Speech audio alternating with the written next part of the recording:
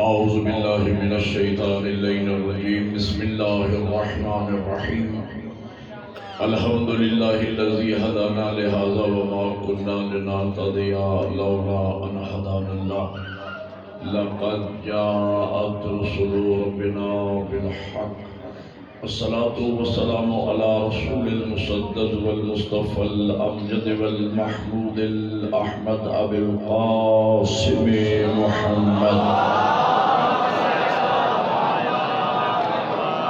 وآله الطيبين الطاهرين المعصومين أما بعد فقد قال الله تبارك وتعالى في كتابه الأعلى بسم الله الرحمن الرحيم قل إن كنتم تحبون الله فاتبعوني يحببكم الله ويغفر لكم ذنوبكم والله غفور رحيم فقال رسول الله صلى الله عليه وآله وسلم أول ما خلق الله نوري بلند الصلوات.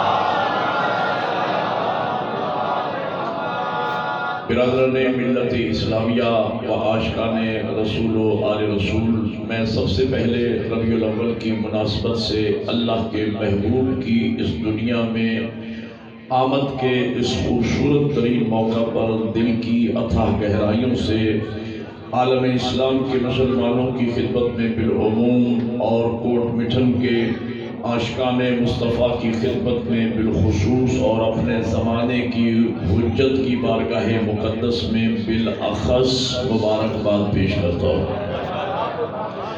ربیع الاول 12 ہو یا 17 ہماری زندگی کا وہ خوبصورت ترین دن ہوتا ہے کہ جس دن ہم دنیا کے سارے غم بھلا کر صرف اور صرف خوشیاں مناتے ہیں. غم دورہ ہم سے بہت دور چلا جاتا ہے اور اللہ کے محبوب کی آمد کی خوشیوں کو ہم دل کی اتھاہ گہرائیوں سے محسوس کرتے ہیں.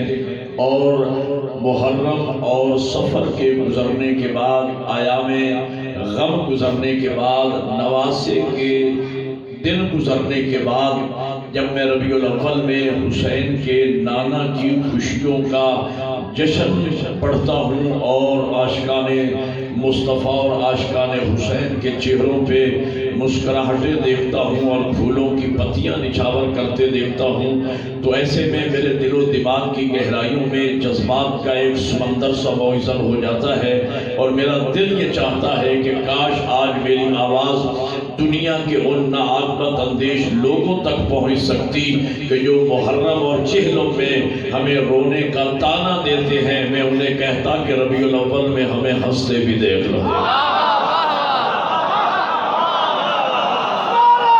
نعرہ مل کے ہے اس لیے کہ اگر ہم اہل بیت کے غم میں غم منانا جانتے ہیں تو ان کی خوشیوں میں خوشیاں منانا بھی ہمیں آتا ہے. اور جس طریقے سے جملہ سنیے گا، میرے وقت تھوڑا ہے، میں نے خلاصہ کرنا ہے اور لفظ طول کی عرض کروں گا. ایک ایک لفظ انتہائی قیمتی ہے، آپ ذرا توجہ فرمائیں گے. میں چاہوں گا کہ 1.5 گھنٹے کی بات 1 گھنٹے میں آپ کے سامنے عرض کر کے جاؤں. میرے قبلہ جس طرح نواسے کے غم میں رونے کی شکل بنانے سے جنت واجب ہوتی ہے، تو نانا کی خوشیوں میں مسکرانے سے بھی جنت واجب ہوتی ہے. مل کے آج مسکرانا بھی عبادت ہے. اللہ آپ کو جزائے خیر عطا فرمائے. آج مسکرانا بھی عبادت ہے اور بڑا خوبصورت گلدستہ آپ نے سجایا ہے. تمام شیعہ سنی آج عاشقان مصطفیٰ مل کے بیٹھے ہیں. عاشقان مصطفیٰ ہی فقط نہیں، عاشقان حسین مل کے بیٹھے ہیں، عاشقان امیر المومنین مل کے بیٹھے ہیں. اور اہل بیت کو ماننے کے لیے، علی کو ماننے کے لیے شیعہ سنی کا مسئلہ نہیں ہے، صرف حلالی ہونے کا مسئلہ ہے. اہل بیت کو حلالی مانے گا، چاہے شیعہ ہو یا سنی ہو. اہل بیت کسی مسلک کی میراث نہیں ہے، اہل بیت اسلام اور انسانیت کی میراث ہے. میں نے آپ حضرات کے سامنے قرآن مجید کی معروف ترین آیے مجیدہ کہ جسے اللہ نے قرآن میں اپنے محبوب کا قصیدہ بنا کر نازل فرمایا، تلاوت کرنے کا شرف حاصل کیا ہے۔ ارشاد پروردگار ہے، قل ان کنتم تحبون اللہ فاتبعونی یحببکم اللہ۔ میرے حبیب کہہ دیجئے کہ اگر تم اللہ سے محبت کرنا چاہتے ہو فاتبعونی، بس میری اتباع کرو، یحببکم اللہ، تو اس اتباع رسول کے نتیجے میں اللہ تم سے محبت کرے گا۔ وَيَغْفِرْ لَكُمْ ذُنُوبَكُمْ، اور اللہ تمہارے گناہوں کو معاف فرما دے گا۔ وَاللَّهُ غَفُورٌ الرحیم، وہ بخشنے والا بھی ہے اور رحم کرنے والا بھی ہے۔ تو گویا خالق کائنات نے عشق و محبت کا محور و مرکز ذات پیغمبر گرامی اسلام کو قرار دیا۔ خدا اس سے محبت کرے گا جو اس کے رسول کی اتباع کرے گا، اور خدا اس سے ہرگز محبت نہیں کرے گا جو اس کے رسول کی اتباع نہیں کرے گا۔ تو خالق کائنات نے اپنے لیے عشق و محبت کا محور و مرکز ذات رسالت کو بنایا ہے، اور یہی وجہ ہے کہ ہم عاشقان مصطفیٰ نے بھی اپنے لیے عشق و محبت کا کعبہ بطول کے بابا کو بنایا۔ مکتب اہل بیت کی بنیاد اس نقطے پر ہے کہ ہم جنہیں مانتے ہیں نبی کی وجہ سے مانتے ہیں، اور جنہیں نہیں مانتے محمد کی وجہ سے نہیں مانتے۔ ہم جن کا اقرار کرتے ہیں ذات رسالت کی وجہ سے، جن کا انکار کرتے ہیں ذات رسالت کی وجہ سے، جن سے محبت کرتے ہیں رسول کی وجہ سے، جن سے نفرت کرتے ہیں رسول کی وجہ سے۔ کیوں؟ اس لیے کہ ہمارے علماء نے، ہمارے آئمہ نے، ہمارے ہادیوں نے، ہمارے پیشواؤں نے ہمیں ایک ہی درس دیا ہے کہ محمد سے وفاتوں نے تو ہم تیرے ہیں۔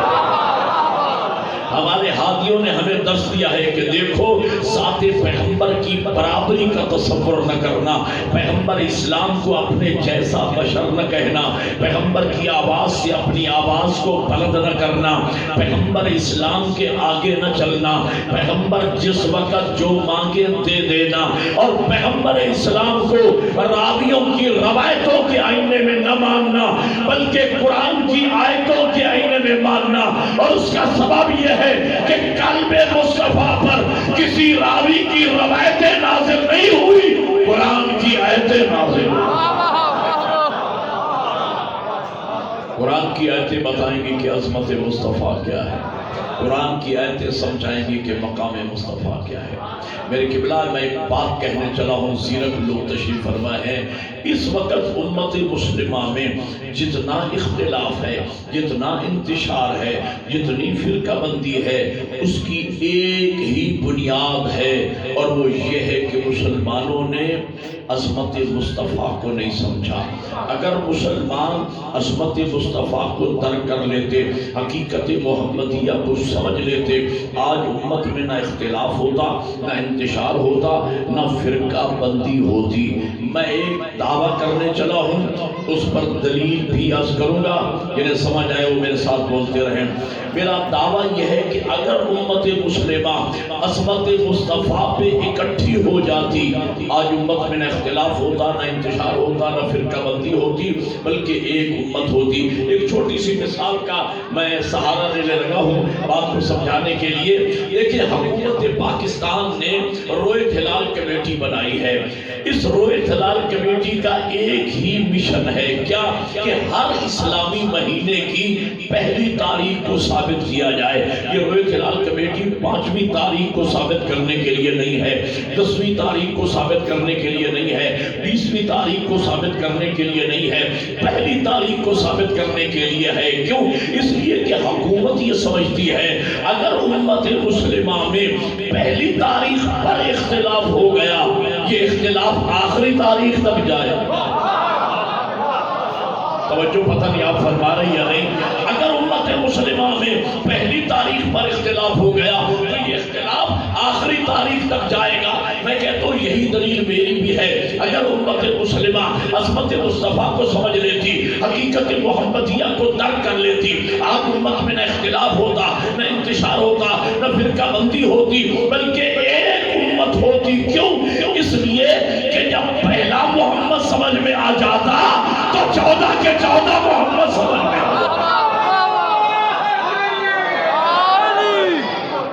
توجہ فرما رہی ہے۔ لیکن ٹریجڈی یہ ہوئی اسلام کے ساتھ اور بانی اسلام کے ساتھ کہ پہلے ہی دن سے شروع ہی سے مسلمانوں کی اکثریت مسلمان ہوئی تھی نظریہ حکومت کے تحت۔ وہ اسلام کی سچی روح اور بانی اسلام کی عظمت کو سمجھنے میں سنسیئر ہی نہیں تھے، مخلص ہی نہیں تھے۔ رسول رحمت کے توسط سے میں ایک تاریخ کا ایک چیپٹر، چونکہ تاریخ کا طالب علم ہوں، مطالعے کے بعد مجلس پڑھتا ہوں، ایک بار تاریخ کا آپ کے سامنے رکھنا چاہ رہا ہوں۔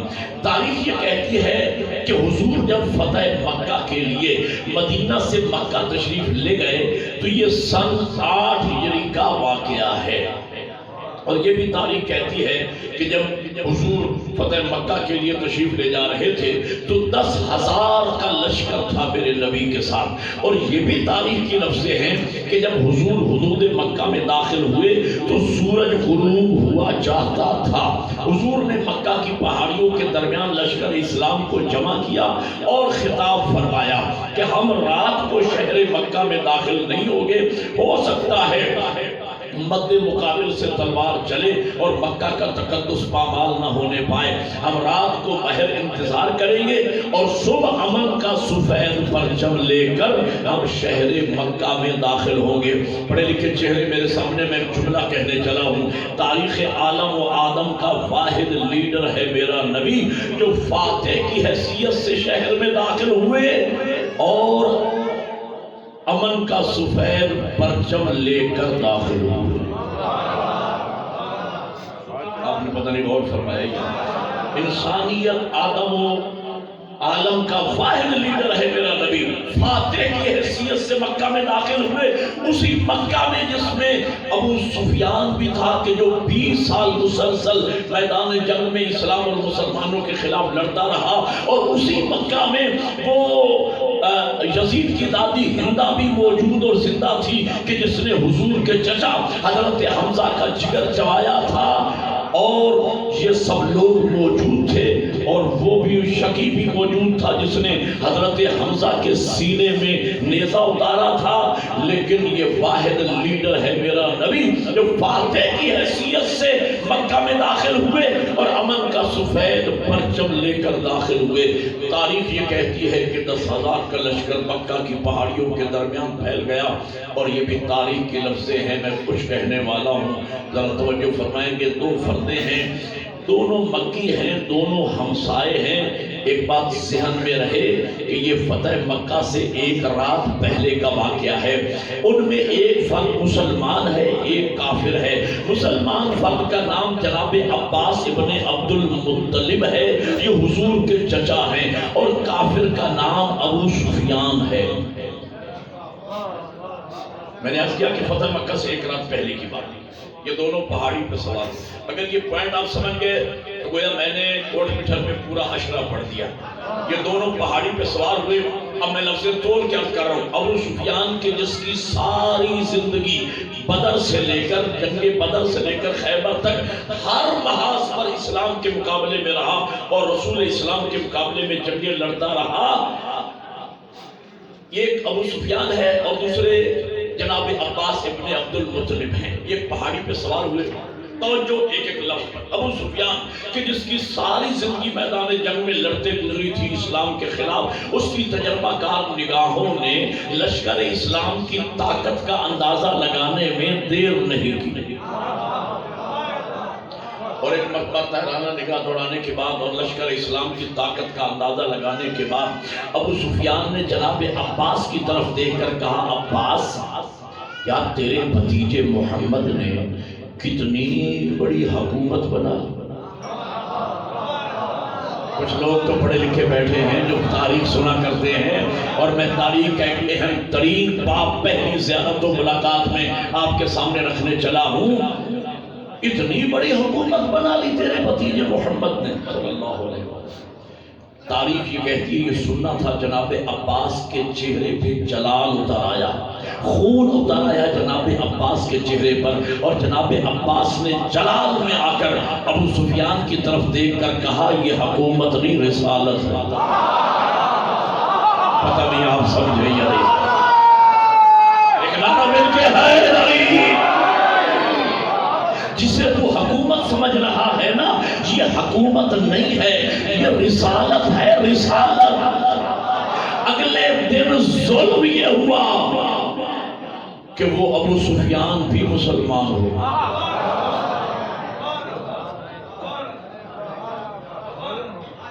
اور یزید کی دادی ہندہ جس نے میدان احد میں حضرت حمزہ کا جگر چبایا تھا، وہ بھی مسلمان ہو گئی۔ اور قرآن یہ کہتا ہے وَيَدْخُلُونَ فِي دِينِ اللَّهِ أَفْوَاجًا، لوگ گروہ در گروہ اسلام میں آنا شروع ہو گئے۔ میں اتنی تمہید کا خوبصورت نتیجہ آپ کی خوبصورت سباتوں کی نظر کرنا چاہتا ہوں جو میلاد سننے آئے ہو۔ بیسک میلاد آپ کو سنا رہا ہوں آج، ویسے تو میں بھی آپ شان مصطفیٰ بھی آپ کے سامنے پڑھوں گا، لیکن ایک بنیادی بات آپ کے سامنے عرض کرنے چلا ہوں۔ گویا پہلے ہی دن سے دو نظریے مسلمانوں میں آ گئے، ایک نظریہ حکومت رکھنے والے مسلمان، ایک نظریہ رسالت رکھنے والے مسلمان۔ جو سمجھ رہے ہو بولتے رہو میرے ساتھ۔ یہ دونوں قسم کے مسلمان ساتھ ساتھ چلتے رہے۔ کربلا میں آ کے بطول کے بیٹے نے ایکسپوز کیا، کربلا میں آ کے سیدہ کے لال نے پردے ہٹا دیے، کربلا میں بطول کے بیٹے نے دودھ کا دودھ اور پانی کا پانی کر دیا، حق و باطل کے درمیان دیوار کھڑی کر دی نواسہ رسول نے۔ اور قیامت تک اسی لیے کربلا آفتاب ہدایت ہے، قیامت تک آنے والے انسانوں کو سب سے بڑا پیغام یہ دیا کہ یاد رکھنا مسلمان ایک طرح کے نہیں ہوتے، مسلمان دو طرح کے ہوتے ہیں۔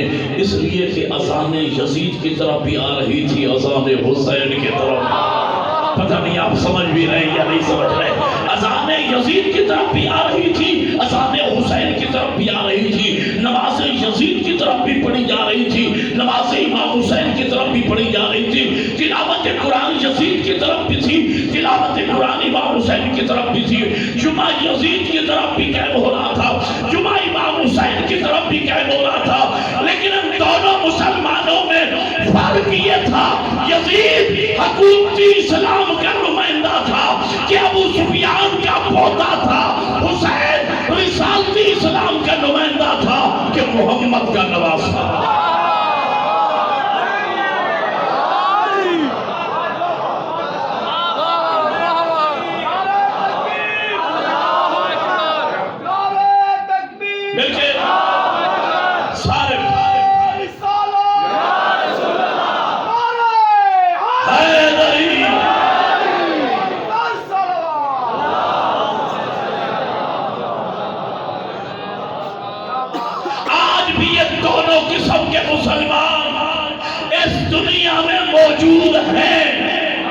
حکومتی مسلمان بھی موجود ہیں، رسالتی مسلمان بھی موجود ہیں۔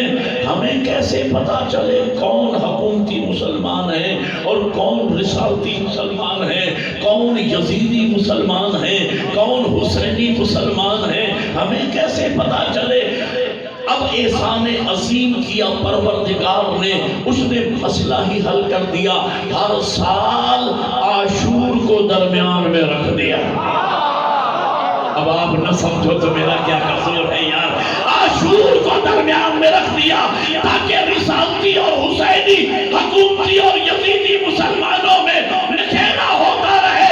جو مسلمان نواسہ رسول کے نام پہ جمع ہو جائے، دنیا پہچان لے یہ رسالتی اور حسینی مسلمان ہے، اور جو محرم کی مخالفت کرے وہ یزیدی اور حکومتی مسلمان۔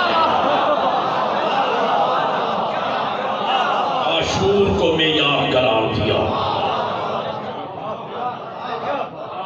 اور اب تو الحمدللہ الحمدللہ الحمدللہ اب تو اس محرم کے بعد خصوصاً دنیا میں، خصوصاً پاکستان میں تو دو فرقے بچ گئے ہیں، یا حسینی ہیں یا یزیدی ہیں۔ توجہ ہے یا نہیں؟ اور مختلف فرقوں میں چھپے ہوئے یزیدیوں کے چہروں سے پردے اٹھ گئے ہیں اور حسینی بھی ظاہر ہو گئے ہیں تمام مکاتب فکر میں. اور یاد رکھیں پاکستان میں تمام مکاتب فکر اسلامی میں اکثریت حسینیوں کی ہے. بھائی یہ طارق جمیل صاحب کی بلا مدد اللہ العالی یہ دو بندی ہیں اور حسینی ہیں. نہیں سمجھ آئی میری بات کی؟ یہ دیوبندی ہیں اور حسینی ہیں. یار اس سے بڑا حسینی تو میں نے نہیں دیکھا جو یہ کہتا ہوا نظر آتا ہے.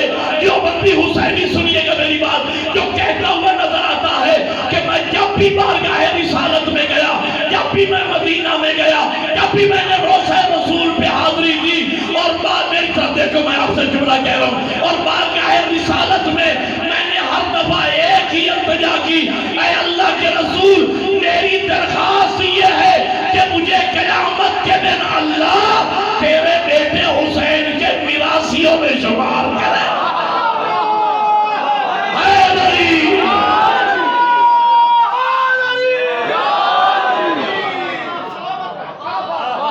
مجھے اللہ حسین کے میراثیوں میں شمار کرے.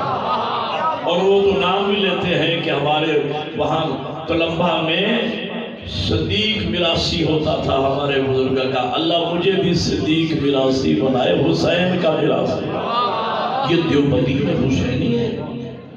جناب طاہر القادری صاحب کی بلا مدد اللہ العالی بریلوی میرے برادروں میں اہل سنت دیوبندی ہو، اہل حدیث ہو، بریلوی ہو، ہمارے فقہا نے حکم دیا ہے، ہمیں حکم دیا ہے، آرڈر دیا ہے کہ اہل سنت برادران کو برادران نہ کہنا، بھائی نہ سمجھنا، اپنی جان سمجھنا.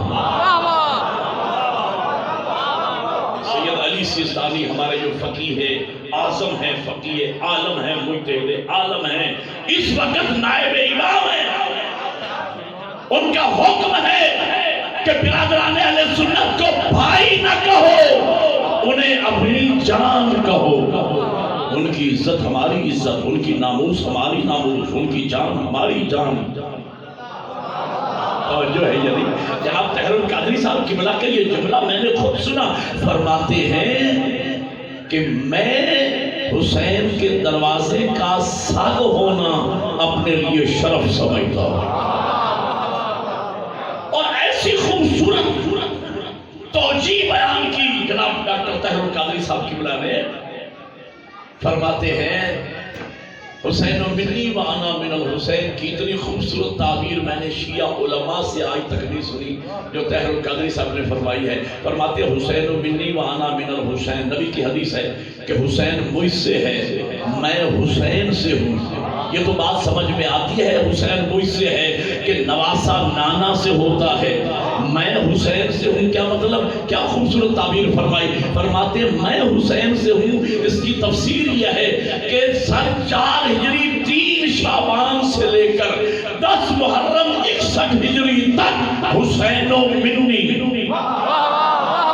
اور 10 محرم 61 ہجری سے لے کر قیامت تک انا من الحسین.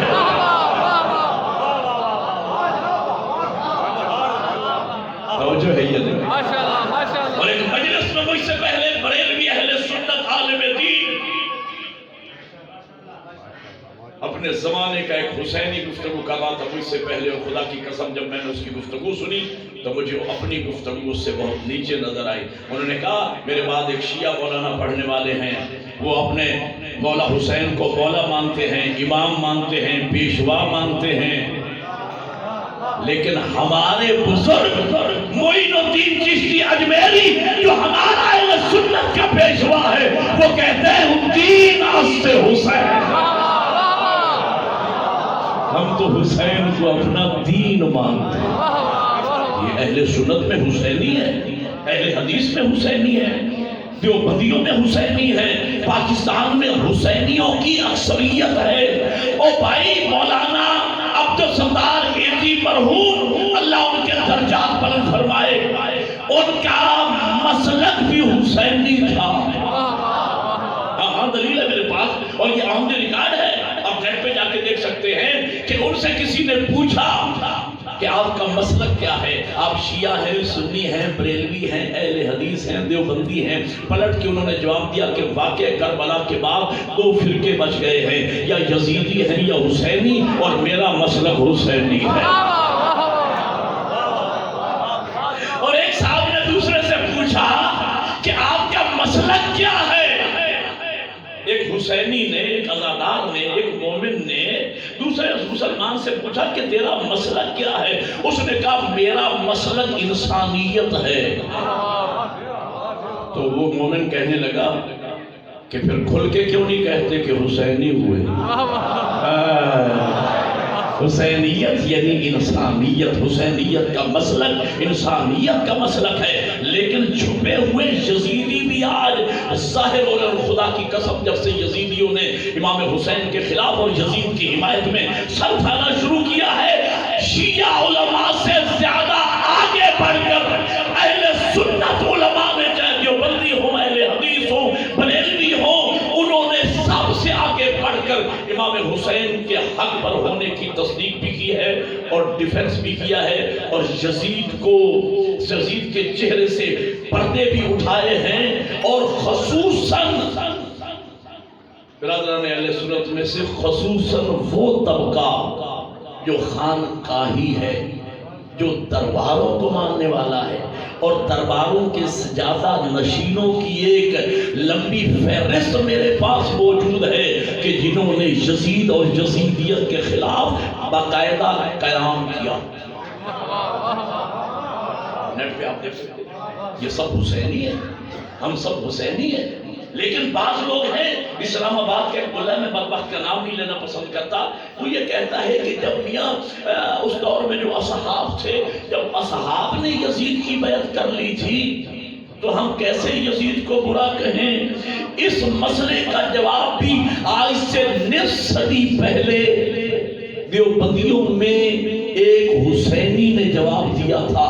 دیوبندی تھا لیکن حسینی تھا، 50 سال پہلے وہ جواب دے چکا کہ میری مراد جماعت اسلامی کے بانی سید ابو الاعلیٰ مودودی سے جب کسی نے پوچھا کہ جب اس دور میں اصحاب نے یزید کی بیعت کر لی تھی تو امام حسین نے یزید کی بیعت کیوں نہ کی؟ پلٹ کے سید نے جواب دیا کہ خبردار مجھے بتاؤ، جب وارث جنت نے بیعت نہیں کی، اصحاب نے کیوں کی؟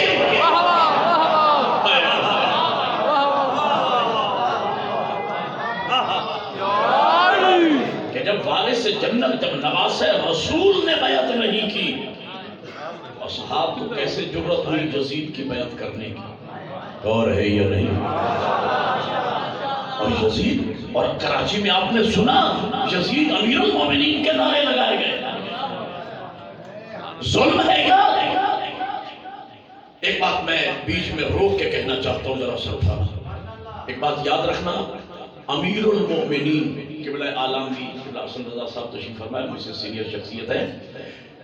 امیر المومنین یہ لقب اللہ نے، یہ پروٹوکول صرف میرے مولا علی کے لیے نازل فرمایا۔ آج سے پوچھ سکتے ہیں، میں پوری طالب علمانہ ذمہ داریوں سے پڑھ رہا ہوں۔ میرے مولا حسن مجتبیٰ علیہ السلام کو کسی ماننے والے نے کہا یا امیر المومنین، امام ناراحت ہوئے، فرمایا آج کے بعد مجھے امیر المومنین نہ کہنا۔ سائل عرض کرتا ہے مولا کیا آپ امیر المومنین نہیں؟ فرمایا بے شک میں امیر المومنین ہوں۔ کہا مولا میں آپ کو امیر المومنین کہوں؟ فرمایا نہ، یہ لقب مخصوص ہے میرے بابا علی ابن ابی طالب علیہ السلام کے ساتھ، اور اللہ نے امیر المومنین کا لقب میرے مولا امیر کو میرٹ پہ عطا فرمایا۔ یا بولو جنہیں سمجھ آ رہی ہے، جشن ہے، جشن میں بولنا چاہیے بندے کو۔ میرٹ پہ علی کی عظمتوں، علی کے شرف، علی کی خصوصیت، علی کے کردار، علی کی قربانیوں کو دیکھ کر اللہ نے علی کو امیر المومنین کا لقب دیا۔ بنو امیہ اور بنو عباس کے بادشاہوں کو یہ لقب پسند آ گیا، چرا کے لے گئے۔ اب جنہیں اردو سمجھ آتی ہے وہ لوگ سنیں گے۔ میں کہتا ہوں اگر بادشاہ کا لباس کسی فٹ پاتھ پہ بیٹھے ہوئے فقیر کو پہنا دیا جائے تو وہ جوکر ہی تو لگے، سر سے گزر گیا میرا جو، آپ نے سمجھا ہی نہیں ہے۔ میں آپ کے چہرے دیکھ رہا ہوں، سنا ہے چہرے کو دل کی کتاب کہتے ہیں، سمجھے ہوتے آپ کے چہرے میں پڑھ لیتا، مجھے دوبارہ کہنا پڑ رہا ہے۔ او بھائی بادشاہ جاتے فقیر کو پہنا دو تو وہ مسخرہ ہی تو لگے گا۔ آپ سمجھے یا نہیں سمجھے؟ ایک بات اور وضاحت کر دوں کیونکہ آپ نے رسپانس صحیح نہیں دیا، مجھے وضاحت کرنا پڑ رہی ہے۔ لائق سجدہ صرف اللہ کی ذات ہے، بس۔ لائق سجدہ صرف اللہ کی ذات ہے، اللہ کے علاوہ کوئی لائق سجدہ نہیں۔ قرآن مجید میں نص ہے، نص کسے کہتے ہیں؟ قرآن میں اللہ کے کلیئر کٹ حکم کو نص کہا جاتا ہے۔ آپ ذرا توجہ فرمائیں گے اور دعا فرمائیں گے اگر میری بات صحیح ہو، اور اگر میں اشتباہ کروں تو قبلہ پہ واجب ہے ممبر پر ہی کہ مجھے ٹوک دے کہ مولانا اس بات میں آپ اشتباہ کر رہے ہیں، لیکن میں پوری ذمہ داری سے بات کر رہا ہوں۔ قرآن مجید میں نص صریح ہے، اسجدوا للہ واعبدوہ، سجدہ کرو اللہ کو جس کی عبادت کرتے ہو۔ کیا مطلب؟ سجدہ صرف معبود کے لیے ہے، بس۔ اللہ کے علاوہ کسی کو سجدہ کرنا شرک ہے، گناہ کبیرہ ہے، ناقابل معافی جرم ہے۔ اور ایک بات اور یاد رکھنا، میں آپ کی خدمت میں عرض کرنے چلا ہوں، تعظیمی سجدے کا وجود اسلام میں ہے ہی نہیں۔ کوئی تعظیمی سجدہ نہیں۔ یہ تفسیر میں رائے بیان کی جاتی ہے کہ ملائکہ نے آدم کو سجدہ کیا، نہ، آدم قبلہ تھا، سجدہ ذات توحید کو تھا۔ بولو یار میری بات سمجھ آ رہی ہے؟ شیعہ ایک نعرہ مل کے عبادت کرو، ہے نہیں؟ شیعہ سنی مسلمان بیٹھے ہو، میرے ایک سوال کا جواب دو کہ آپ کعبہ کو سجدہ کرتے ہو یا کعبہ کی طرف سجدہ کرتے ہو؟ بولو۔ ہم کعبہ کو سجدہ نہیں کرتے، کعبے کی نسبت ذات توحید کے ساتھ، رخ ہوتا ہے ہمارا کعبہ کی طرف، سجدہ ذات توحید کو ہے۔ فرشتوں کا رخ آدم کی طرف تھا، سجدہ اللہ کے حکم کو تھا۔ اور یہ جو کہا جاتا ہے کہ جناب یعقوب علیہ السلام اور ان کے 11 فرزندوں نے جناب یوسف کو دیکھتے ہی سجدہ کیا، یہ یوسف کا سجدہ نہیں تھا، یوسف کو دیکھتے ہی بھائیوں نے اور بابا نے اللہ کے شکر کا سجدہ کیا جس نے یوسف ملایا۔ پتہ نہیں میں پہنچا سکا یا نہیں پہنچا۔ اور بھائی کوئی تعظیمی سجدے کا وجود اسلام میں نہیں ہے۔ یہ پیر کو سجدہ، یہ فقیر کو سجدہ، یہ دربار کو سجدہ۔ اور یاد رکھنا، کوئی ذمہ دار پڑھا لکھا مسلمان مومن فقیر اور سجادہ نشین اور دربار کا متولی پڑھا لکھا کوئی بھی بزرگ کبھی ماننے والوں کو سجدے کا حکم نہیں دیتے۔ یہ اشتباہ ہے، بعض جہلا اگر سجدہ کرتے ہیں تو اپنی اندھی عقیدت میں سجدہ کرتے ہیں۔ کبھی کسی بزرگ نے نہیں کہا کہ ہمیں سجدہ کرو، وہ بھی مسلمان ہے، وہ بھی مومن ہے، وہ بھی سمجھتے ہیں کہ لائق سجدہ صرف اللہ کی ذات ہے، اللہ کے علاوہ۔ اور میں دلیل دینے چلو، اگر یہ دعا فرمائیں گے اگر میری دلیل پسند آ جائے، دلیل یہ ہے، مجھے بتاؤ شیعہ سنی مسلمانوں، اللہ کے بعد، اس معبود حقیقی کے بعد اس کائنات میں سب سے قابل تعظیم اور بزرگ ترین ہستی کا نام کیا ہے؟ بولو جن کے زبان سے حضور کی ذات حضرت محمد مصطفیٰ صلی اللہ علیہ وآلہ وسلم، جن کا لقب اللہ نے رکھا ختمی مرتبہ۔ کیا مطلب؟ یعنی جہاں تمام مراتب دی اینڈ بعد از خدائے بزرگ توئی قصہ مختصر۔ میں کہتا ہوں بھائیوں، اگر تعظیمی سجدے کا اسلام میں وجود ہوتا تو مولا علی نبی کو سجدہ کرتا۔ پتہ نہیں آپ سمجھ بھی رہے ہیں یا نہیں سمجھ؟ جناب سیدہ مولا علی کو تعظیمی سجدہ کرتی، حسنین اپنی ماں عصمت کبریٰ کو سجدہ کرتے، یار اصحاب رسول جہاں نبی بیٹھے ہوتے حضور کو سجدہ کرتے۔ اگر تعظیمی سجدے کا وجود ہوتا تو جب اصحاب رسول نے نبی کو سجدہ نہیں کیا تو بولو یار میرے ساتھ، لائق سجدہ صرف اللہ کی ذات ہے بس۔ یہ کسی نے لا کے 100 روپے رکھ دیا ہے، یہ تو سر والے بندے کو دیے جاتے ہیں، مولوی بیچارہ بے سورا بندہ، اس کو پیسے دینے کا کیا مطلب؟ توجہ ہے یا نہیں؟ ہاں، سر کی ایک تعریف میں بھی کیا کرتا ہوں، ہر وہ بات سریلی ہے جو اللہ کے محبوب کے شان میں کہی جائے۔ میری سر کو سمجھنے والے لوگ بھی بیٹھے ہوئے ہیں اور میں سر ہی میں پڑھ رہا ہوں، سمجھانا لائق سجدہ صرف اللہ کی ذات ہے بس۔ بعض انسانوں کا مقدر پھوٹا، انہوں نے اللہ کو سجدہ نہ کیا جو لائق سجدہ ذات تھی، تو ان کی پیشانی کیسے کیسے ذلیل ہوئی۔ کبھی انہوں نے گائے کے سامنے سجدہ کیا، کبھی بندروں کے سامنے سجدہ کیا، کبھی آگ کے سامنے سجدہ کیا، کبھی پتھر کے سامنے سجدہ کیا، کبھی مورتیوں کے سامنے سجدہ کیا۔ بیٹا خاموش ہو کے بیٹھو، کبھی انہوں نے سورج کے سامنے سجدہ کیا، کبھی کسی خسیس سامنے، اس لیے کہ جو لائق سجدہ تھا اس کو سجدہ نہیں کیا۔ تو یہ پھٹکار پڑی ان پر کہ ایک ایک خسیس چیز کے سامنے جھکتے رہے۔ میں کہتا ہوں اللہ نے علی کو امیر المومنین میرٹھ پہ بنایا، اور جب دنیا نے علی جیسے عظیم امام کو امیر المومنین نہ مانا تو کیسی تذلیل ہوئی لوگوں کی، کیسے کیسے امیر المومنین ملے لوگوں کو، یزید امیر المومنین، ولید امیر المومنین، عبد الملک ابن مروان امیر المومنین، مروان ابن حکم امیر المومنین، اور 2 کی جگہ نشے کی حالت میں 4 رکعت نماز پڑھانے والے امیر المومنین، ماں بہن اور بیٹی میں تمیز نہ کرنے والے امیر المومنین، جمعے کی نماز بدھ کو پڑھانے والے امیر المومنین۔ تو میں سوچتا یہ ہوں، اور جب امیر المومنین ایسے ہو گئے تو مومن ملا عمر جیسے ہو گئے۔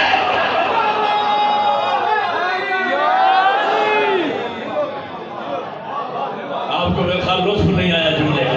میں اگلا جملہ کہتا ہوں، حلالیوں جن کے دلوں میں مولا امیر کی محبت و ولایت ہے، سلطانہ اور مولا علی کی ولایت، سارے جتنے بیٹھے ہیں شیعہ یا سنی ہیں، کوئی بھی مولا علی کی ولایت کا منکر نہیں ہے۔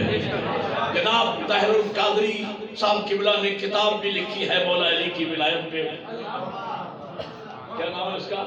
سیف جلی علی منکر ولایت علی، ننگی تلوار علی کی ولایت کے منکروں کے سر پہ۔ یہ ڈاکٹر طاہر القادری نے کتاب لکھی ہے ولایت علی۔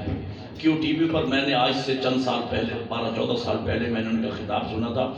وہ بڑا شگاف الفاظ میں کہہ رہے تھے کہ ہمیں شیعوں سے خلافت میں تو اختلاف ہو سکتا ہے، وہ مولا علی کو پہلا خلیفہ مانتے ہیں، ہم چوتھا مانتے ہیں، لیکن علی کی ولایت پہ ہمیں ان سے کوئی اختلاف نہیں۔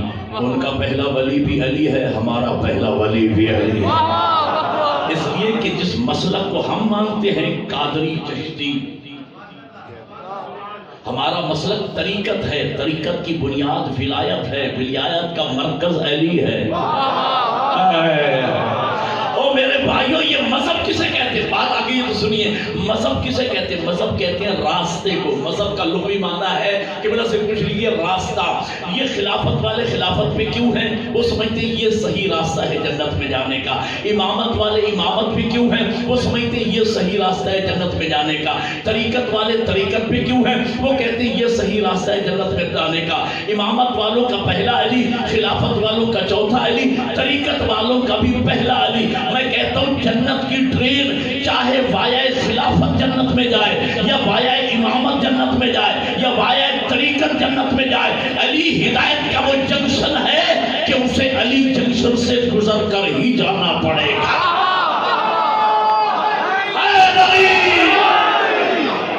علی کے بغیر کسی کا گزارا نہیں بعد از پیغمبر، علی کے بغیر بعد از پیغمبر۔ یہی فرما رہے، یہ تو میں کہنا یہ چاہ رہا تھا کہ کیسے کیسے امیر المومنین۔ ہاں، جب ہم نے علی کو امیر المومنین مانا، شیعہ سنیوں نے مل کر اشکام اہل بیت نے علی کو امیر المومنین مانا. کیا عزت افزائی ہوئی مومنوں کی. کون امیر المومنین؟ جو کعبہ میں آیا وہ امیر المومنین. بولو یا جن کے دلوں میں علی بسا ہے. جو کعبہ میں آیا وہ امیر المومنین. جو آغوش رسالت میں پلا وہ امیر المومنین. جس نے لعاب رسالت کو چوسا وہ امیر المومنین. جو دوش پیغمبر پہ سوار ہوا وہ امیر المومنین. جو بستر محمد پہ سویا وہ امیر المومنین. جو بدر کا فاتح وہ امیر المومنین. احد میں جس کے لیے آسمانی اسلحہ آیا وہ امیر المومنین. جو خندق کا کل ایمان بنا وہ امیر المومنین. جو خیبر کا قرار غیر فرار قرار پایا وہ امیر المومنین. تو مجھے کہنے دیجئے جب امیر المومنین ایسا ہوگا تو مومن خمینی جیسا ہوگا.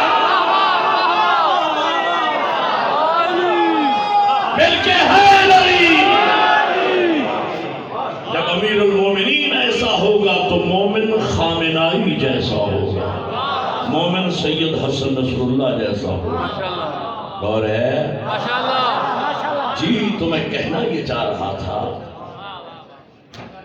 یزید امیر المومنین کہا جا رہا ہے. میاں یزید یہ تو شہزادوں کا معاملہ تھا. میں ایک بات عرض کرتا ہوں برادران اہل سنت کی بارگاہ میں, ہوشیار ہو جاؤ. ہمارے اندر چھپے ہوئے ان یزیدی ملاؤں سے ہوشیار ہو جاؤ. اور جس ملا کو 1400 سال کے بعد آج حسین اور یزید میں تمیز نہیں وہ تمہیں دین کیا سکھائے گا.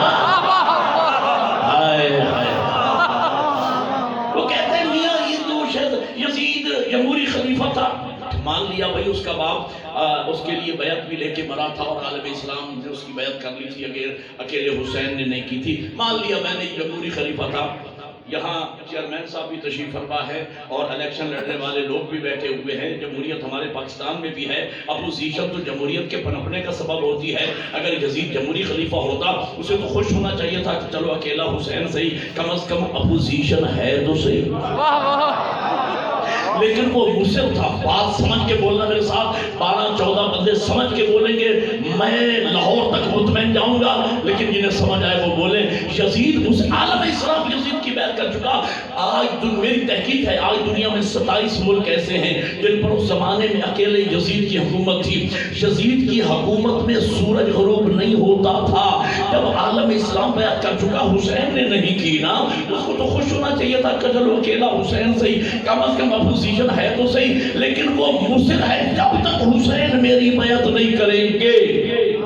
اب میں آپ کے ذوق سماعت کے امتحان لینے لگا ہوں کہ کون سمجھتا ہے کون نہیں. جب تک حسین بیعت نہیں کریں گے میں چین سے نہ بیٹھوں گا. میں کہتا ہوں کسی ایرے غیرے کی کوئی حیثیت ہی نہیں. خود یزید کی نگاہ میں حسین عالم اسلام سے وزنی.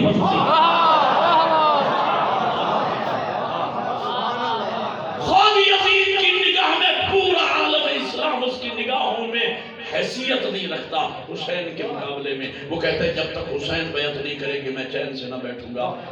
آج میں اس راز سے یاد رکھنا حسین کا ذکر نبی کا ذکر ہے. میں دینی طالب علم ہوں الحمدللہ. باب مدینۃ العلم کی خیرات ہے.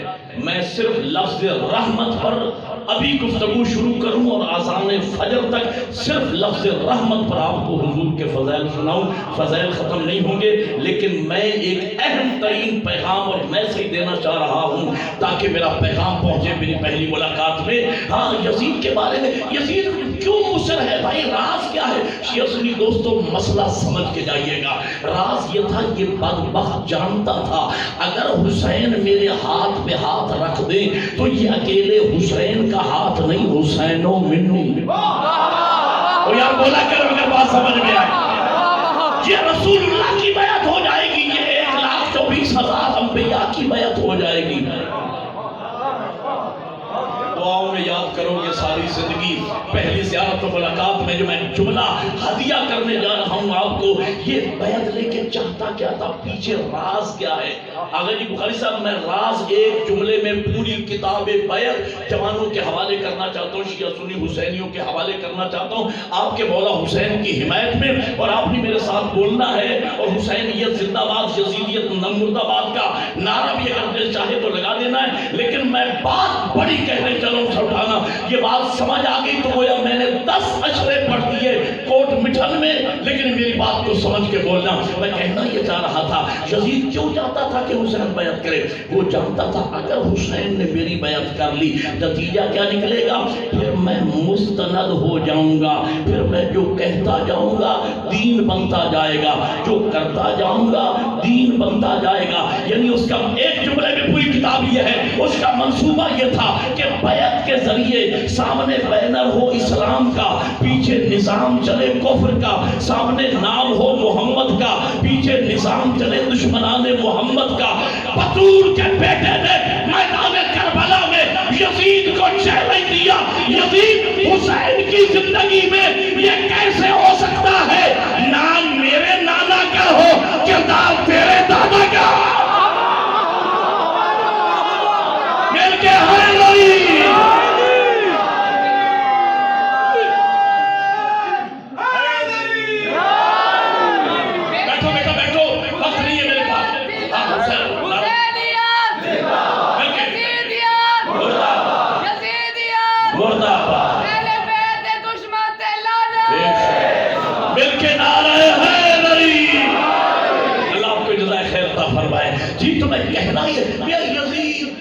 شہزادوں ایک جیت گیا تھا، مجھے دنیا کی کسی ڈکشنری میں دکھاؤ جہاں لکھا ہو قتل ہو جانے کا معنی لکھا ہو شکست اور قتل کر دینے کا معنی لکھا ہو فتح۔ یہ دنیا کی کسی ڈکشنری میں نہیں۔ ہمیشہ مقصد کی جیت ہوتی ہے، مقصد کی ہار ہوتی ہے۔ یزید کا مقصد تھا میں بیعت لے کے رہوں گا، حسین کا مقصد تھا میں بیعت نہیں کروں گا۔ یزید بیعت نہ لے سکا تو یزید ہار گیا نا، بولتے کیوں نہیں؟ میرے مولا حسین نے بیعت نہیں کی تو حسین جیت گیا نا۔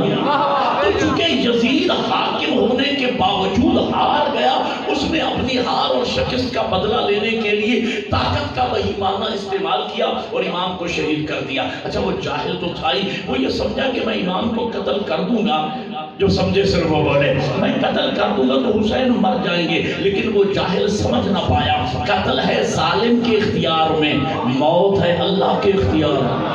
نہیں سمجھے میری بات؟ قتل ہے ظالم کے اختیار میں، موت ہے اللہ کے اختیار میں۔ ظالم نے امام کو قتل تو کر دیا، اللہ نے موت نہیں بھیجی۔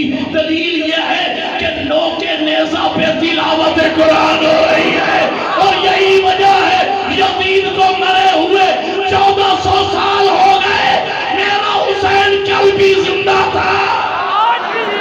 اب بولو حسینیت، حسینیت، یزیدیت، یزیدیت، مل کے نعرے حیدری۔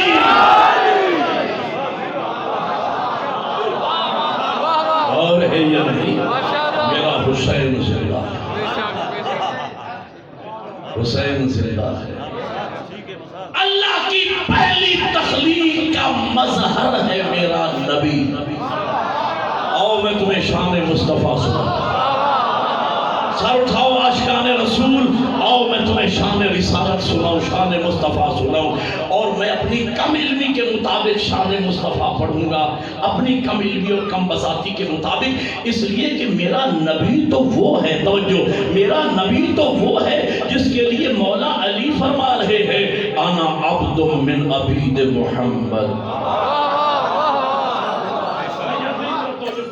آپ کی خدمت ہی میں اتواز کرنے چلا ہوں جملہ، ہاں عاشقان مصطفیٰ جتنے بیٹھے ہیں تو جو فرمائیں گے جن حضور کے لیے مولا علی یہ کہیں کہ انا عبد من عبید محمد، کہ میں تو حضور کے غلاموں میں سے غلام ہوں۔ بھائیوں میں سوچتا ہوں کہ یا علی آپ تو نور اول کا دوسرا حصہ، آپ تو لہموں کا لہمی، دموں کا دمی، جسموں کا جسمی، روحوں کا روحی، اور آپ فرما رہے ہیں کہ میں نبی کے غلاموں میں سے غلام ہوں۔ مولا امیر فرمائیں گے حکیم کا کوئی قول حکمت سے خالی نہیں ہوتا۔ میں قیامت تک آنے والے گستاخان رسول کا منہ بند کرنے چلا ہوں کہ جب میں نور کا دوسرا حصہ ہو کے، لہموں کا لہمی، دموں کا دمی، جسموں کا جسمی، روحوں کا روحی ہو کے جب میں دعویٰ نہیں کرتا کہ میں نبی جیسا، تو کوئی بدصورت ملا میرے نبی جیسا کیسے؟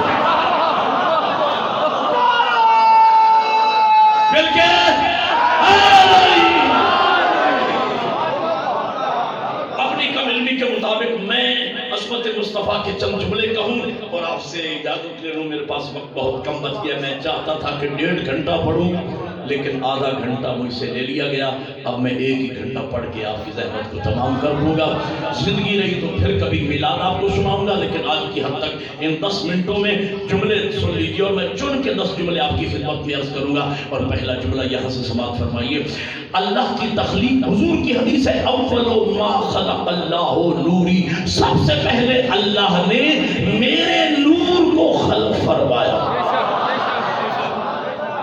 اللہ کی تخلیق کا پہلا مظہر ہے میرا، پہلی مخلوق اللہ نے جو بنائی اس مخلوق کا نام میرا نبی ہے.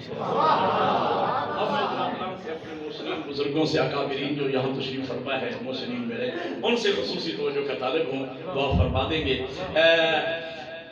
اللہ کی تخلیق کا پہلا مظہر ہے میرا نبی. انسان کے بنانے میں اور اللہ کے بنانے میں فرق ہے. انسان جو لیٹسٹ بناتا ہے پہلے سے بہتر بناتا ہے. 20 بندے سمجھے، اس لیے 10 12 20 بندے ماشاءاللہ، باقی سب انا للہ. انا للہ بھی قرآن کی آیت ہے، پریشانی والی بات نہیں ہے، لیکن میں عرض کرنا چاہ رہا تھا سمجھو اور سمجھ کے بولو میرے ساتھ. میں کہنا یہ چاہ رہا ہوں انسان جو آخر میں بناتا ہے پہلے سے بہتر بناتا ہے. نہیں سمجھے میں مثال دوں گا تو بات روشن ہو جائے گی سورج کی طرح. سب سے پہلے انسان نے سائیکل ایجاد کیا، ترقی کی، پھر موٹر سائیکل ایجاد ہوا، اور ترقی کی 4 ویل گاڑیاں آ گئی، اور ترقی کی ٹرین ایجاد کر لی، اور ترقی کی ہیلی کاپٹر آ گیا، اور ترقی کی ہوائی جہاز آ گیا، اور حد کر دی F-16 ایجاد کر لیا. میں کہتا ہوں تخلیق کے لحاظ سے اگر انسان میں نقص نہ ہوتا یہ پہلے دن F-16 بنا رہا. اب تو بولو یار، میں نے ابھی تک جو نہیں بولے ایک اور مثال دے دوں تاکہ وہ بھی عظمت مصطفیٰ پہ بول پڑھے. بھائی انسان نے ترقی کی، سب سے پہلے ریڈیو ایجاد کیا، اس کے بعد ٹیپ ریکارڈر ایجاد ہو گئی، پھر black and white TV آ گیا، پھر رنگین ٹی وی آ گیا، پھر کمپیوٹر آ گیا، ہر گھر میں کمپیوٹر ملنے لگا، اس کے بعد انٹرنیٹ آ گیا. اب موبائل پر انٹرنیٹ کی سہولت موجود ہے، اس لیے موبائل لگے ہوئے 3 اور ان کے ذریعے میری تقریر پوری دنیا میں نشر ہو رہی ہے. انٹرنیٹ کی سہولت موجود ہے. تخلیق کے لحاظ سے اگر انسان میں نقص نہ ہوتا یہ پہلے دن انٹرنیٹ بناتا. بھائی اب تو بات سمجھ آؤ گی یا نہیں؟ یعنی انسان میں نقص ہی نقص ہے. یہ جو آخر میں بناتا ہے پہلے سے بہتر بناتا ہے. لیکن اللہ کے ہاں چونکہ کمال ہی کمال تھا، کمال ہی کمال تھا. یہی وجہ ہے کہ خلقت کائنات سے 4,24,000 سال پہلے اللہ نے جس محبوب کے نور کو سب سے پہلے بنایا سب سے اعلیٰ بنایا.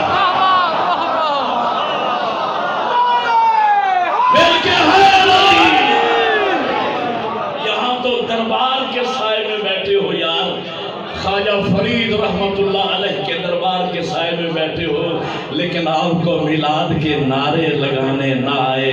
چلو میں ہی نعرے لگاتا ہوں، نعرہ مل کے لگاؤ. سیدی مرشدی یا نبی یا نبی، سیدی مرشدی یا نبی یا نبی، سیدی مرشدی یا نبی یا نبی. غلام ہے غلام ہے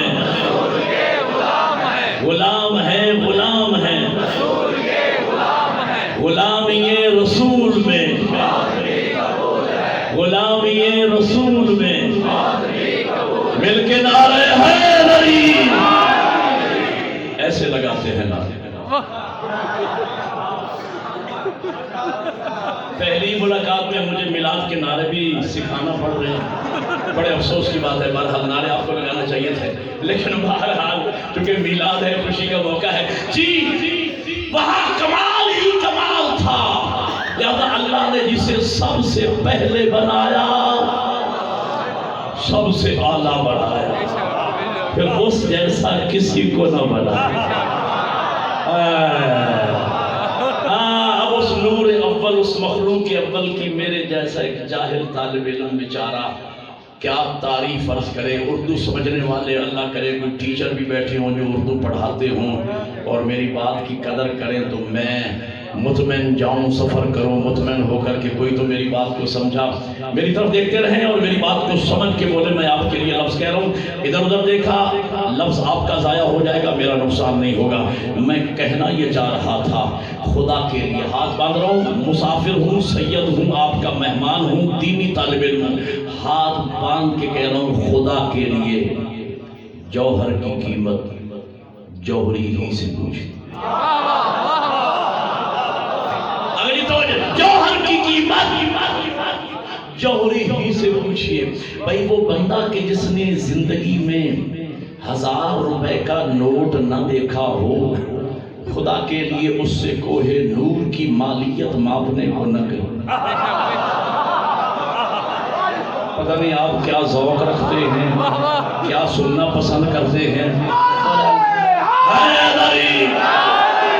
بھائی وہ بندہ جو ڈیلی 500-700 پہ مزدوری کرنے والا ہو, انسانی دماغ کی ایک کیپیسٹی ہے, ایک حد ہے, ایک لیمٹ ہے, جس سے اوپر یہ دائرے فکری انسانی پرواز کر ہی نہیں سکتا ہے. اگر آپ اس بندے سے جو ڈیلی 700-800 پہ مزدوری کرنے والا ہے اس سے پوچھ بھی بیٹھیں گے کہ کوہ نور کی مالیت ذرا لگائیے, وہ بڑی چھلانگ لگائے گا, کہے گا 50 لاکھ.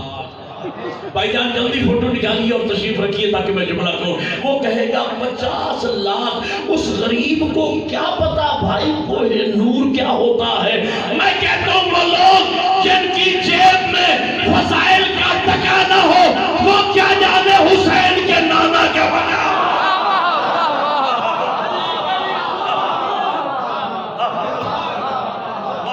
جن کی جیب میں وسائل کا ٹکا نہ ہو. شان بیان ہو رہی ہے. سلام اس پر کہ جس کے گھر نہ سونا تھا, نہ چاندی تھا, نہ اوڑھنا تھا, نہ بچھونا تھا, نہ بستر تھا, نہ بوری تھا, پر نالے کا پانی گھر میں بہتا تھا. ایلیٹیٹ کے معنی میرے نبی کو امی کہتے, ان پڑھ تھے, نہ لکھنا جانتے تھے, نہ پڑھنا جانتے تھے. بھائی سوچنے کی بات ہے, خدا کی قسم عقل اللہ نے دی ہے. جس کے گھر نہ بوری ہو, نہ بستر ہو, اور اس کے گھر 9 بیویاں ہوں. وہ بھائیوں میرا نبی غریب نہیں تھا. وہ میرا نبی کیسے غریب ہو سکتا ہے جن کے دادا عبد المطلب, جن کے باپ حضرت عبداللہ کے کفارے کے طور پر ایک وقت میں 100 اونٹ نہر کرے. اور جس نبی کا دادا اتنا امیر ہو, اس دادے کا پوتا کیسے غریب ہو سکتا ہے. سمجھے ہی نہیں نبی کو, سمجھے ہی نہیں شان مصطفیٰ کو, درک ہی نہیں کیا. آؤ میرا جملہ سنیے اور میں یہیں پہ روک دوں. میلاد کا وعدہ کر رہا ہوں, کبھی آپ نے مجھے بلایا میں آپ کو میلاد مصطفیٰ سناؤں گا, لیکن میرا وقت تمام ہو چکا ہے, پورے 10 بج گئے. میں 2 منٹ اضافی پڑھ کے جا رہا ہوں 10 سے بھی, اور مسلم نے بڑی محبت عقیدت سے بلایا. میں کہتا ہوں میرے نبی کی سلطانہ عاشقان مصطفیٰ, میرے نبی کی کم از کم تعریف یہ ہے جس کی شان میں قرآن قصیدہ ہے اللہ ثنا خان, جس کا چہرہ والشمس والضحیٰ ہے, جس کی زلفیں واللیل اذا یغشا ہے, جس کی زبان ما ینطق عن الہوا ہے, جس کا سینہ علم نشرح لک صدرک کا مصداق ہے, جس کا دل نزلہ ولا قلب کے تحت اصل قرآن ہے, اور جس کے ہاتھ ما رمیت اذ رمیت ولکن اللہ رما کے تحت اللہ کے ہاتھ ہے, اور جس کی اطاعت من یطع الرسول فقد اطاع اللہ کے تحت اللہ کی اطاعت ہے, اور جس کی مشیت ما تشاءون الا ان یشاء اللہ کے تحت اللہ کی مشیت ہے, اور جس کا سفر سبحان الذی اسری بعبدہ لیلا من المسجد الحرام الى المسجد الاقصی ہے, اور جس کی انتہائی سفر تنافدت اللہ وکان قاب قوسین او ادنی ہے, اور جس کی حقیقت قد جاءکم من اللہ ہے, نور و کتاب مبین ہے, اور جس کا مکمل وجود وما ارسلناک الا. نعرہ تکبیر, نعرہ رسالت, نعرہ حیدری. بے نبی کے عربی و رسول مدنی, بے اخی ہے اصل اللہ مسمى بہلی, و بزہرائے بطول و بام ولدتها, و بسبتہ و شبلہ ہما نجل سکی, وبالسجاد والباقر والصادق حقا وبموسى وعلي وتقي ونكيب وبذي العسكري والحجة القائم الذي يضرب بسيف بحكم الأزلي وتقبل بقبول حسن رب دعانا بنبي بعلي بالنبي خدایا محمد والے محمد کی عزت و عظمت کا واسطہ امام برحق فرزند زہرا یوسف فاطمہ امام زمان علیہ السلام کے ظہور میں تعجیل فرما ہمیں امام کی زیارتوں کو شرف نصیب فرما اقتداء حضرت حجت نمازیں پڑھنے کی توفیق عطا فرما ہمیں اس قابل بنا کہ امام علیہ السلام کے آوان و انصار میں شمار پائیں اہل بیت محمد کی عزت و عظمت کا واسطہ حاضرین مومنین و مومنات میں مالک کوئی بیمار ہے تو صحت کاملہ و عاجلہ عنایت خوشی کا موقع ہے اللہ کے محبوب کے ذکر میں بیٹھے ہیں اللہ راضی اس کا رسول راضی اہل بیت راضی ایک دعا میرے لیے بھی مانگ دے مسافر ہوں ہاتھ باندھ کے کہہ رہا ہوں میری فیملی کا ایک فرد آئی سی یو میں ہے ایمرجنسی میں ہے 10 دن ہو گئے میں بہت پریشان ہوں دعا کریں گا اخلاص کے ساتھ مخلصین بیٹھے ہو مالک ان کو شفاء کاملہ آپ کے بیماروں کو مالک شفاء کاملہ میرا مالک بے اولاد گودوں کو اپنے محبوب کے صدقے میں اولاد کی دولت سے مالا مال فرما جنہیں بچے دیے ان کی تربیت کی توفیق عطا فرما ہمارے تمام مراکز کو اس مرکز کو دن دگنی رات چگنی ترقی عنایت فرما شیعہ سنیوں کا یہ خوبصورت جو باغ سجا ہے باغ رسالت سجا ہے شیعہ سنی محبان حسینی عاشقان رسول بیٹھے عاشقان اہل بیت بیٹھے مالک اس باغ میں اور زیادہ اضافہ فرما سب مسلمانوں کو عظمت حسین سمجھنے کی توفیق عطا فرما آل محمد کی عزت و عظمت کا واسطہ بانیان میلاد کی دینی دنیاوی توفیقات میں اضافہ فرما حاجات شریعہ پوری فرما اس پورے شہر پہ اپنی رحمتوں اور برکتوں کا نزول فرما آل محمد کے صدقے میرا مالک خواجہ فرید صاحب کے خاندان کو سلامت رکھ اور واقعاً جیسے میں آپ بخاری صاحب نے آتے ہی اس خاندان کی اور مولانا نے بھی تعریف کی کہ ہمارے ساتھ اتنا کوآپریٹ کیا جاتا ہے اور سب ہم مل کر شیعہ سنی دوست سب مل کر ذکر اہل بیت کرتے ہیں ذکر محمد والے محمد کرتے ہیں ذکر اصحاب رسول کرتے ہیں وحدت و اتحاد اور اس کی سرپرستی ظاہر ہے کہ یہاں کی جو مرکزیت ان کے پاس ہے وہ فرماتے ہیں اللہ ان کی توفیقات میں اضافہ فرمائے خدایا محمد والے محمد کے صدقے میں جو آرزویں دلوں میں ہیں تیرے محبوب کے واسطے سے مالک تو اسے مانگنا چاہتے ہیں تمام آرزویں پوری فرما ان اللہ وملائکتہ یصلون علی النبی یا ایھا الذین آمنوا صلوا علیہ وسلموا تسلیما